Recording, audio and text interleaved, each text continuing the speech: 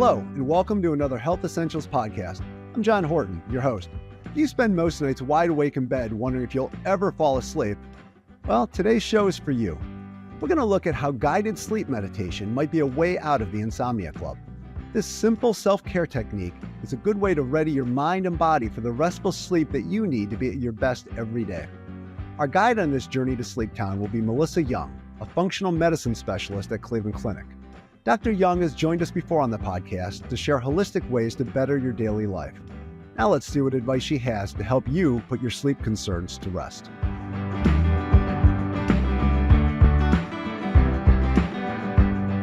Dr. Young, welcome back to the podcast. I got to be honest, you are one of my favorite guests on here. Don't tell anyone though. I won't tell anyone, and thank you so much for having me back. Well, today we're talking about sleep troubles, and I'm guessing that that's something that you hear quite a bit during the day with the patients that you see. No question. So, I think that if you look at statistics, up to a third of adults at some point in time have trouble with sleep and insomnia, and up to 10% of the world's population has insomnia that qualifies as a sleep disorder. It's very common. So it's not just my aunt who's posting stuff on Facebook at 3 a.m. It is not. All right. Well, I'll let Aunt Barbara know that because she is on there constantly. Well, so today we're talking about sleep meditation, or guided sleep meditation. Kind of walk us through what that is exactly. So sleep meditation, simply is utilizing tools like meditation, but we could also think about, breath work, counting, visualization that helps prepare the body for sleep and helps calm the body to allow it to rest and go to sleep. Does yoga even fit in there? I know a lot of people that kind of have that soothing yoga you can do kind of right before bed. Would that fall in that category? Yeah, I think it's very encompassing of, yoga poses, yoga nidra, but mindfulness meditation, any type of guided visualization, breathing, the counting of your breath. They all count as sleep meditation. And, everyone's a little bit different, and some things work better for one person than work for another. I get the sense a lot of this, it's just our lives are so hectic, as we talk about a lot when you stop by and visit. And it's just a matter of kind of slowing it down a little bit before you go to bed. Well, I think, yes, absolutely, working on slowing your nervous system down before bed. But there have been some studies that show if you can take some time during the day, as we've talked a bit about before, and do short, times of breath work or even 5 minutes of meditation a little bit through the day, it actually makes it easier to be able to get into that state at night before bed. So ideally combining some of those great techniques throughout the day. It's great advice. And you look at just how, as we've talked about, how much stress you have. So yes. It sounds like you carry a lot of that toward bedtime and into the night. Is it really just, is sleeping better just as easy as slowing down a little bit right ahead of time and just kind of taking this holistic approach to it? So I think for many people, yes, it can be. And there are some people that it's much more challenging. And, especially for people where they've tried many things, and we'll talk about, more of these specifically, but where they might have more, serious anxiety or medical conditions. We think about sleep apnea or restless legs that might interfere with sleep and drive insomnia. Then you want to speak to your doctor about those things. But yes, I think stress, pain, and anxiety are the most, common things we see interrupting our sleep and keeping us awake at night. Some people have trouble falling asleep. Others wake up frequently. Some wake up really early in the morning. And those all I think have similar pathways of the stress response. We're running from the saber-toothed tiger now 24/7, and that's not helpful. In Neolithic times, we ran from the saber-toothed tiger. Hopefully we got away, of course. And then all of our, sort of stress hormones would go back to normal. But in today's society, it's go, go, go. We're working, taking care of family. We have deadlines. There's social media. We can stay up late at night, and unfortunately, we can have too many screens. And that all upregulates our sympathetic, fight or flight nervous system. Well, and you mentioned screens, and I know we were talking ahead of this about what you called sleep hygiene, and I guess just some of the things you can do, ahead of bedtime. So tell us about that. Absolutely. And I think these are very powerful. They seem very simple. If I may, just to share an experience I had before I go into some of that list, but I took a course, a night course, to get certified in environmental medicine. I started that about 2 years ago, and it was an hour and a half before bed after, a long day at work. The first night I was on the computer, had, the light up at, all my lights on in the room. And, I was up until 4 a.m. and I couldn't understand what was going on in it. It was the light. And so it took me a day or two, and I realized it was the screens, the blue light. And I'd been teaching this to patients already for years, but that experience was so profound. So after that, I wore blue blocking glasses, turned the light down on the screen, and I didn't have trouble sleeping after that. That's a great tip. So how long before bed should you kind of cut the screen time? I would say a minimum of an hour. Some people are more sensitive than others, and it might be longer. You can start wearing those blue blocking glasses several hours before bed.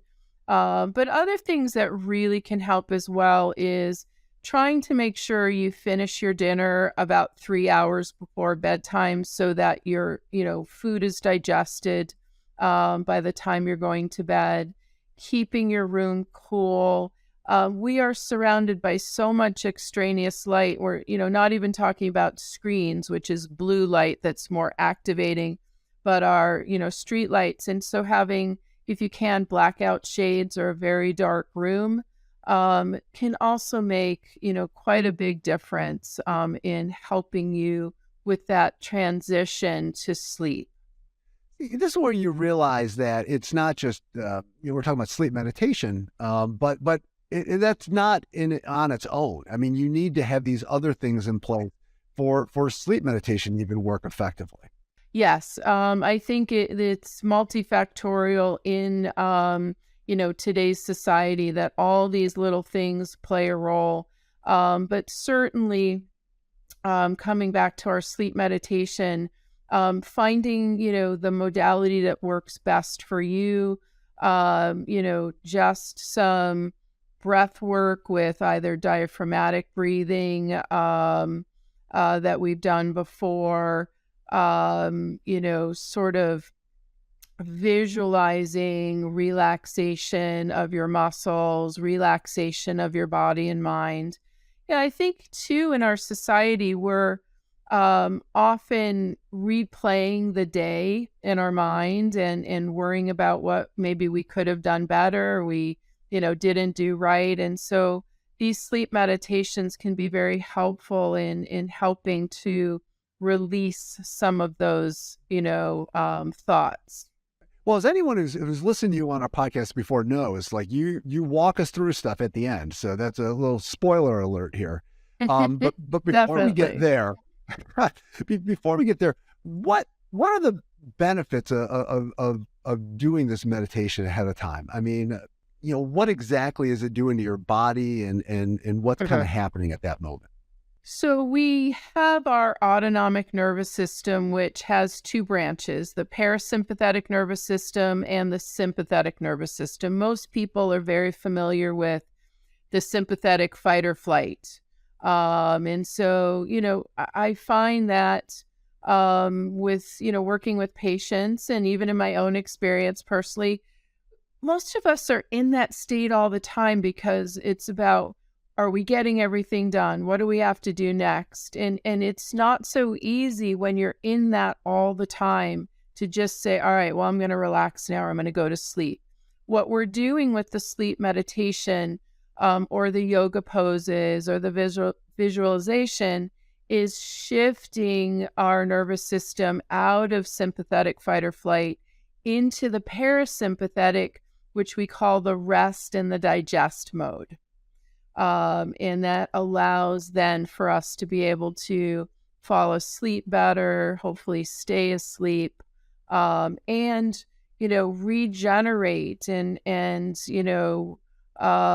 restore our bodies overnight. Well, and there are true health benefits to that, right? I mean, it's not just, you wake up and you feel a little more refreshed. I take it if you get a good night's sleep, you're looking at obviously less stress, more energy, but it's decreased risk of hypertension and just better health overall, right? Definitely. So we know that chronic sleep issues actually increase your risk of hypertension, diabetes, mood disorders like anxiety, depression. So it really can lead to poor health outcomes. Most people aren't aware that if you don't, it just takes 2 or 3 nights of really poor sleep or losing sleep that you're going to have more cravings for sugar and carbohydrates, some blood sugar dysregulation. We can be more lethargic, have poor concentration, poor reflexes, during the day when we don't get adequate quality and quantity of sleep. Everyone talks about your health in the realm of like you need to exercise more, eat better, but it sounds like getting proper sleep is equally important in that. It absolutely is. And it's always a trade-off. Some of my patients, they're doing their due diligence. They want to get up super early in the morning to get their exercise, but then they're averaging 6 hours of sleep a night. So I think it's a balance. And we can't always do everything perfectly, but, sleep is so important. Fewer than 6 hours of sleep may increase our risk of stroke, which is, frightening. And most people may not be aware that we actually have a sort of lymphatic system called the glymphatics in the brain that clears toxins from the brain as we sleep. So it's even more important when we think about our brain health and the rise of neurodegenerative disorders. I picture that like the street sweepers that come out at night. Exactly. Absolutely. I love that. It's a great visual. So when we start talking about sleep meditation, is this something that you can do like every day? Is it something that you can do? I mean, no matter if you're a kid, if you're, 80, 90, 100. Yes, I think everyone can do it if, it can be done every night if that's something that is helpful to you and, you get into, a pattern where that really helps you unwind and allow you to get to sleep better. And you think about, there's so many options now. There's wonderful meditation apps that have sleep meditations and sleep stories. YouTube, also has, if you want a guided meditation where you're guided through that.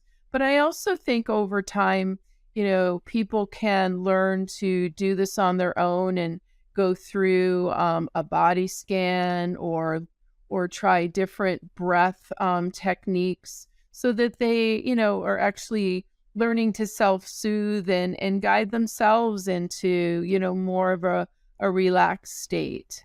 Well, speaking of techniques, as I hinted at a little bit earlier, you're going to walk us through how to do some of these sleep meditation techniques. So even at the risk of falling asleep before we finish this, let's give it a try. So let's do that, definitely. And this will be one. So I'm going to ask people if they are listening and it is nighttime that they lie down in bed or lie down in their recliner. and, close their eyes if they're comfortable, and start with several deep breaths. You're going to breathe in slowly through your nose and release that breath. And I like to start some of these with not only, so you breathe in and you kind of let out a big sigh with the exhale. So we'll breathe in and then go,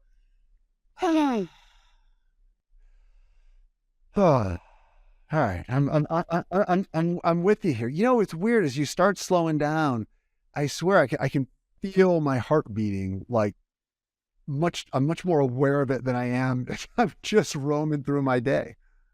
yes. And it'll start to slow as you take more of those breaths.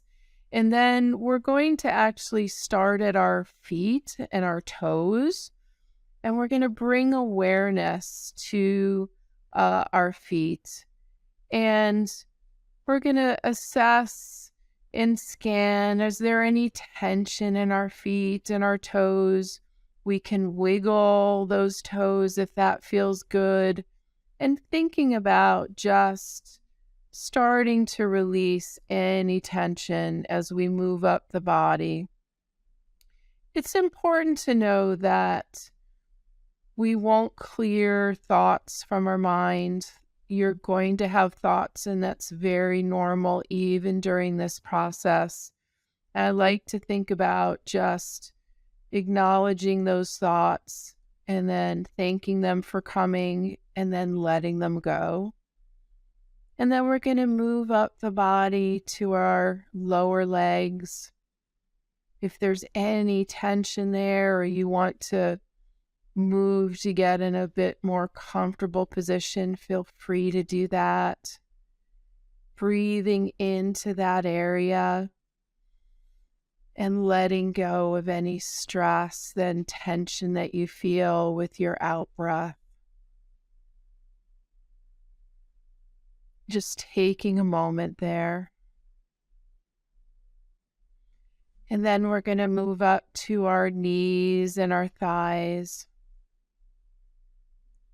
Just being aware of what you feel. Whatever you feel is perfect in this moment.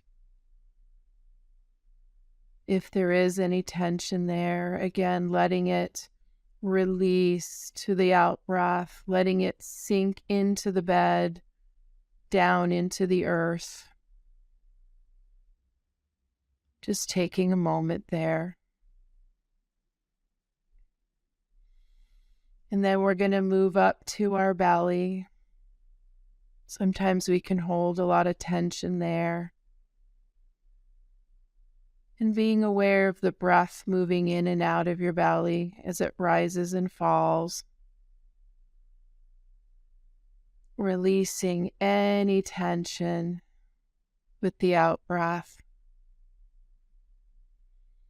Remembering to let any of those thoughts that are coming to just dissipate, to let them go.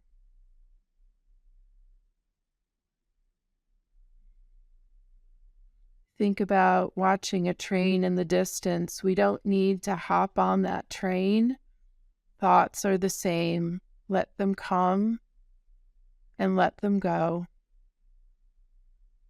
And then we're going to move our attention up to our chest, our upper back, where we keep often a lot of tension.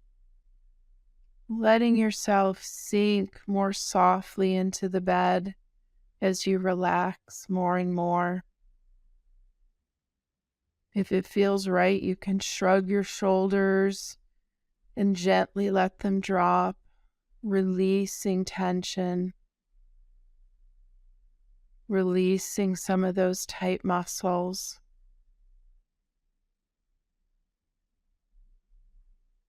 And then moving up to our neck, our throat.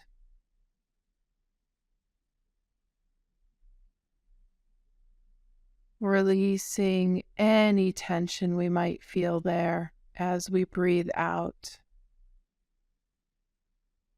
Sometimes taking another deep breath in and letting that big sigh can release the voice and the throat. And then moving up to our face, our head. We can keep so much tension in our head and our scalp, in our face. And at this time, just becoming aware for you what that feels like. Letting your head sink further down into the pillow. Nothing but relaxation, letting go of any tension that you feel. And then, if you're still awake and not quite asleep yet, an option is to start breathing and counting your breath. So counting 1 on the inhale, 1 on the exhale, 2 on the inhale, 2 on the exhale, 3 on the inhale, 4 on the exhale, counting all the way up to 10. And then, if needed, you can start over.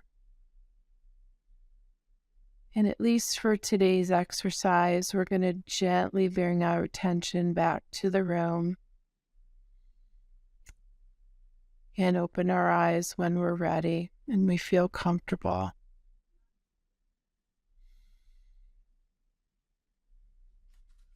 And taking a big breath in and letting that go.